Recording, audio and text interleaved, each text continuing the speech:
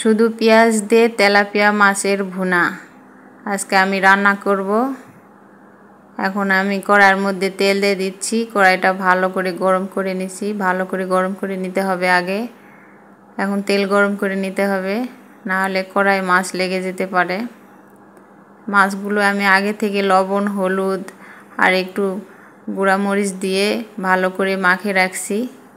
এখন মাছগুলো একে একে ছেড়ে দিচ্ছি। এগুলো বেশি ভাজবো না, দেখেন এখন লাল লাল করে ভেজে নিছি।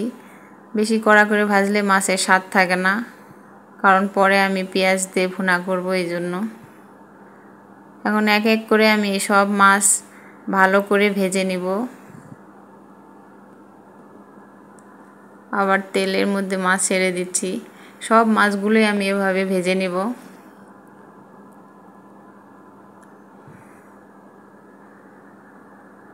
যে কোনো মাছই হোক, শুধু তেলাপিয়া না, যে কোনো মাছই এভাবে ভেজে ভুনা করলে অনেক মজা লাগে। এই যে সবগুলো মাছ আবার আমি ভেজে নিচ্ছি। এভাবে করে সব মাছ আমি ভালো করে ভেজে নিলাম।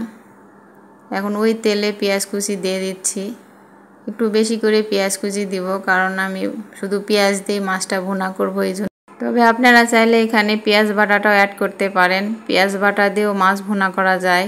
পেঁয়াজ বাটা দিলে মাছের যে ঝোলটা বা গ্রেভিটা অনেক ঘন হয়। আমি পেঁয়াজের মধ্যে একটু লবণ দিলাম, যাতে পেঁয়াজটা ভালোভাবে সিদ্ধ হয়, ভালোভাবে ভাজা হয়। পেঁয়াজ ভালোভাবে না ভাজা হলে মাছের ভুনা ভালো হয় না, পেঁয়াজ গোটা গোটাই থেকে যায়। আগে থেকে মাছের মধ্যে মশলা দেওয়া আছে, এই জন্য আমি অল্প অল্প করে মশলা দিচ্ছি। এখানে আদা বাটা ও রসুন বাটা একসঙ্গে অল্প করে দিলাম। পেঁয়াজটা ভাজা শেষ, এখন অল্প একটু পানি দিয়ে আমি এটা কষে নিব। এখন শুকনা মশলাগুলো দিয়ে দিব। শুকনা মশলা আমি অল্প অল্প করে দিয়ে দিব। হলুদ গুঁড়া অল্প একটু, এখানে মরিচ গুঁড়া অল্প একটু, আগে থেকে লবণ দিয়ে রাখছি, আর মাছের মধ্যেও লবণ আছে, এই জন্য লবণটা দিলাম না। এখন একটু জিরা গুঁড়া দিব।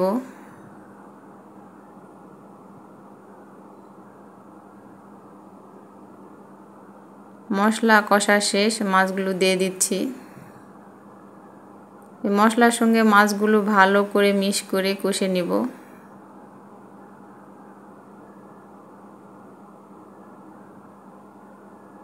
ভালো করে কষা শেষ, এখন পরিমাণ মতো পানি দিয়ে আমি মাছটা রান্না করে নিব, প্রায় 10 মিনিটের মতো।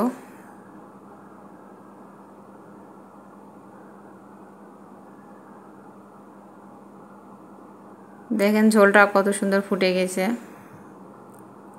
এরকম সহজ সহজ রান্না পেতে হলে আমার চ্যানেলটি সাবস্ক্রাইব করে পাশে থাকবেন। রান্নাটা কত সুন্দর হয়েছে, দেখেন কালারটা অনেক সুন্দর আসছে।